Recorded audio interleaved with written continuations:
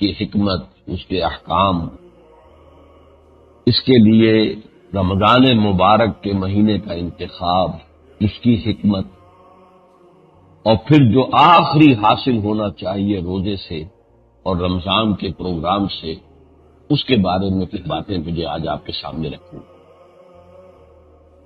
پہلے ذرا ایک تاریخی اعتبار سے بات سمجھ لیجیے۔ اسلام کی جو عبادات ہیں، نماز، یہ بھی عرب میں پہلے سے لفظ بھی موجود تھا، وہ نماز بھی پڑھتے تھے۔ یہ دوسری بات ہے، جو بھی تالیاں بجاتے تھے، سیٹیاں بجاتے تھے، لیکن نماز کے نام سے ایک عبادت ان کے ہاں تھی، جسے حضور کے زمانے میں آ کر کے یہ شکل دی گئی جس سے کہ آج ہم نماز ادا کرتے ہیں۔ حج کا معاملہ تو بہت ہی یوں سمجھیے کہ اکثر و بیشتر صحیح طرز پر ہو رہا تھا، اس میں کوئی کمی کی بات نہیں تھی۔ بس انہوں نے یہ کیا تھا کہ ہم چونکہ کعبے کے متولی ہیں تو ہم حرم کے حدود سے باہر نہیں جا سکتے، تو عرفات میں نہیں جاتے تھے، عرفات میں باقی لوگ جاتے تھے، وہ منا ہی میں مقیم رہتے تھے، لیکن اس کی آنکھیں اسلام نے اصلاح کر دی۔ باقی قربانیاں وہ دیتے تھے، طواف وہ کرتے تھے، باقی اس میں انہوں نے مشرکانہ الفاظ استعمال کر لیے تھے۔ زکوٰۃ، صدقات، خیرات، اس کا تصور بھی موجود ہے، بلکہ ایک دوسرے سے اس میں مسابقت بھی کرتے تھے، اس نے اتنے غریبوں کو کھانا کھلایا ہے تو میں اس سے زیادہ کو کھلاؤں، یہ ان کے ہاں اس طرح سے مسابقت بھی۔ لیکن روزے کی کسی عبادت سے وہ سرے سے واقف نہیں تھے، لہذا ہمیں پورے مکی قرآن میں روزے کا کہیں لفظ نہیں ملتا، ذکر ہی نہیں ملتا مکی صورتوں میں سے کسی۔ البتہ لفظ صوم جو موجود تھا ان کے ہاں، جسے قرآن نے پک اپ کیا ہے پھر اور اس عبادت کے لیے اس کو عنوان بنایا، یہ صوم ان کے ہاں مستعمل تھا، لیکن یہ صوم وہ گھوڑوں کو رکھواتے۔ اس کا پس منظر کیا ہے کہ ان کے ہاں لڑائی بھڑائی، غارت گری، خانہ جنگی، یہ تو مسلسل ان کا ایک پیشہ سمجھیے کہ تھا، تو اس میں انہیں تیز رفتار سواری کی ضرورت تھی۔ کہیں پر حملہ کیا اور فوراً جیسے چھاپا مار دستہ ہوتا ہے، باپ پیچھے بعد میں دوڑے، اب دوڑنے کے لیے تیز رفتار سواری چاہیے۔ ان کی عام سواری جو ہے اونٹ، وہ تو ان کے ماحول کے ساتھ مطابقت رکھتا تھا کہ ایک ایک ہفتے پانی پینے کو نہ ملے تب بھی اسے کوئی فکر نہیں، باد سموم چل رہی ہو تو بھی اسے کوئی فرق نہیں پڑتا، کھانے کو نہ ملے تو اس سے بھی اسے کوئی فرق نہیں پڑتا۔ لیکن تیز دوڑنے کے لیے انہیں گھوڑا چاہیے تھا۔ گھوڑا ایک نازک جانور ہے، اس کے اندر ایک تمکنت ہے، نزاکت ہے، تو اسے ان سختیوں کو پابند کرنے کے لیے، اس عادی بنانے کے لیے روزہ رکھا، کھانا پینا بند، دانا پانی بند، اور پھر یہ بھی کرتے تھے کہ جب باد سموم چلتی تھی، گرم ہوا، تو عرب بدو جو ہے وہ اپنا چہرہ کو لپیٹ لیتے تھے کپڑے کے اندر، رومال کے اندر، غترا جسے وہ کہتے ہیں، لیکن گھوڑے کا منہ سیدھا رکھتے تھے جدھر سے کہ لو آ رہی ہے، جو آگ جیسی ہوا آ رہی ہے، تاکہ اس میں اس آگ کو برداشت کرنے کا بھاگ۔ یہ لفظ صوم تھا، تو صوم کو وہ استعمال کرتے تھے گھوڑوں کے لیے، انسانوں کا کوئی روزہ رکھنا ان کے ہاں نہیں تھا۔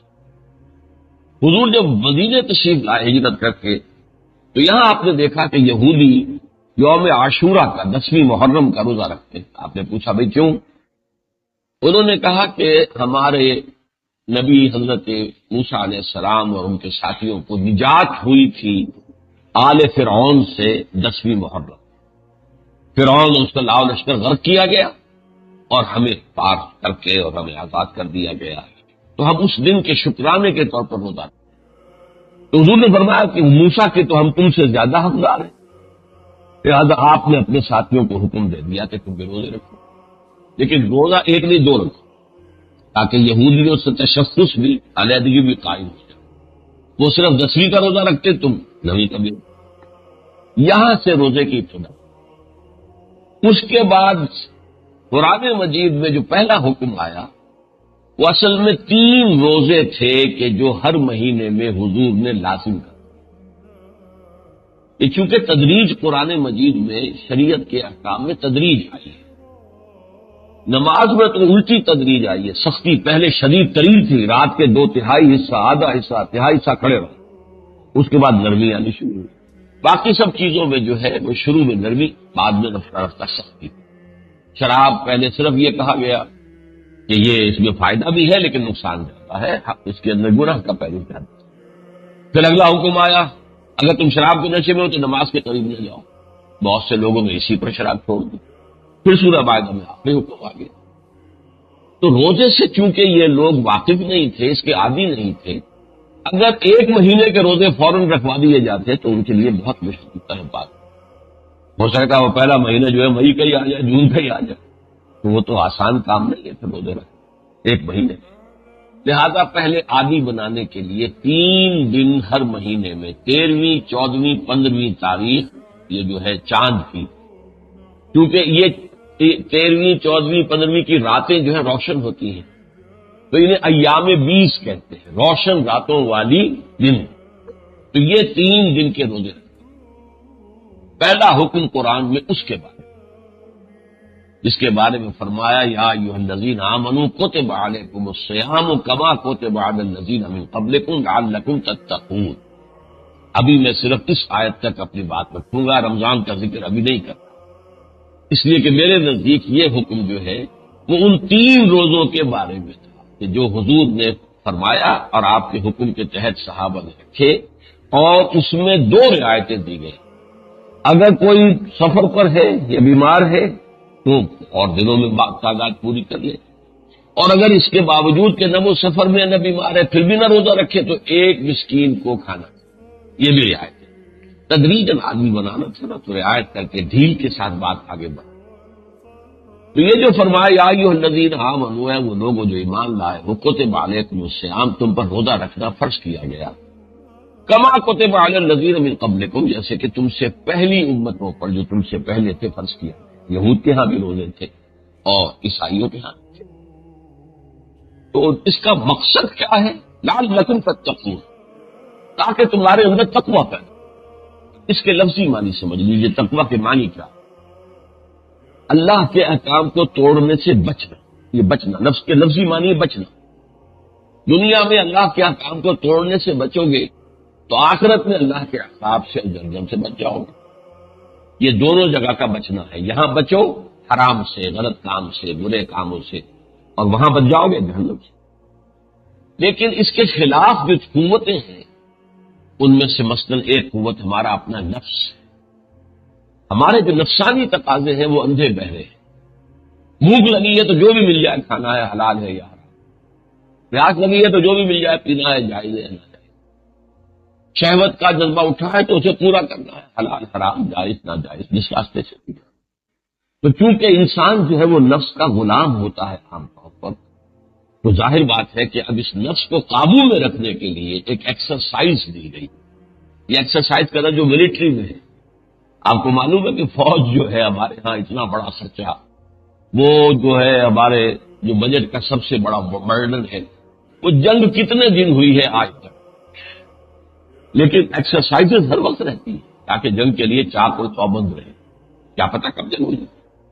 تو اسی طرح یہ ایکسرسائز ہے کہ آپ 1 مہینہ یا جو 3 دن تھے شروع میں، صبح سے شام تک حلال چیز بھی نہیں کھائیں گے۔ حالانکہ آپ کو بھوک لگ رہی ہے، کھانا موجود نہیں کھائیں گے، اللہ کا حکم نہیں، روزہ رکھا ہوا۔ پیاس لگ رہی ہے، پانی موجود نہیں پئیں گے، اللہ کا حکم نہیں، اللہ کی اجازت نہیں، روزہ رکھا۔ آپ کو اندر جنسی جذبہ ابھرا ہے، بیوی موجود ہے یا قانونی جائز لوڈی موجود ہے، آپ کر سکتے ہیں لیکن نہیں، اجازت نہیں۔ تو یہ مشق اگر آپ کریں گے تو آپ میں قوت پیدا ہو جائے گی، جس کو عام الفاظ میں ہم کہیں گے ضبط نفس۔ آپ اپنے نفس کو کنٹرول میں کر سکیں۔ اس نفس کا اور ہمارا معاملہ ایسا ہی ہے جیسے ایک گھوڑا اور ایک اوپر سوار۔ گھوڑا طاقتور زیادہ ہے، سوار کمزور ہے تو وہ گھوڑا پٹک دے گا، یہاں مارے گا یا وہاں گرائے گا۔ لیکن اگر طاقتور ہے جو ہے سوار، اس کی رانوں میں جان ہے، اس نے کسا ہوا ہے گھوڑے کو اپنی رانوں کے درمیان، تو پھر وہ گھوڑا جو ہے وہ سوار کے اشارے پر مڑے گا، جائے گا، لے جائے گا۔ تو نفس اگر منہ زور ہے تو وہ آپ کو کسی بھی گناہ میں کسی وقت جو ہے وہ ملوث کرتے ہیں۔ تو نفس کو قابو میں رکھنے کے لیے یہ ذرا 2 لفظ سمجھ لیجئے، انگریزی میں 2 لفظ آتے ہیں، سیلف کنٹرول اور سیلف اینیہیلیشن۔ سیلف کنٹرول ہے ضبط نفس، اور سیلف انیہیلیشن ہے نفس کشی، نفس کو کچل دینا۔ یہ اسلام نہیں ہے۔ اسلام چاہتا ہے کہ نفس کا بھی حق ہے۔